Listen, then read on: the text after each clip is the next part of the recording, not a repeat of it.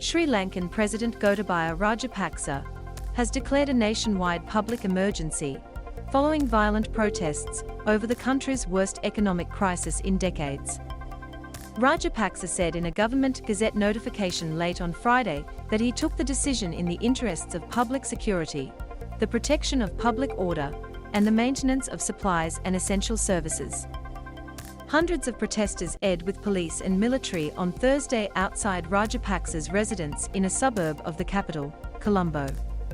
Police arrested 53 people and imposed a curfew in and around Colombo on Friday to contain sporadic protests that have broken out over shortages of essential items, including fuel and other goods. The Indian Ocean island nation of 22 million people faces rolling blackouts for up to 13 hours a day as the government scrambles to secure foreign exchange to pay for fuel imports. The country's lucrative tourism industry and foreign workers' remittances have been sapped by the pandemic, and public finances were hit further by deep tax cuts promised by Rajapaksa during his 2019 election campaign. Ordinary Sri Lankans are also dealing with shortages and soaring inflation, after the country steeply devalued its currency last month ahead of talks with the International Monetary Fund for a loan program.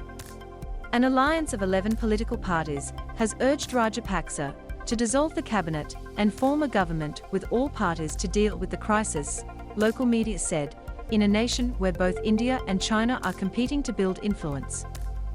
Police used tear gas and water cannon to disperse crowds near Rajapaksa's residence on Thursday, after they torched several police and army vehicles.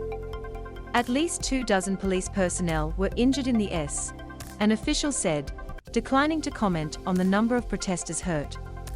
Tourism Minister Prasanna Ranatunge warned such protests would harm economic prospects. The main issue Sri Lanka is facing is a forex shortage, and protests of this nature will hurt tourism and have economic consequences, Ranatunge said. The United Nations representative in the country, Hannah Singahamdi, called for restraint from all groups involved in the "We are monitoring developments and are concerned by reports of violence," she said on Twitter.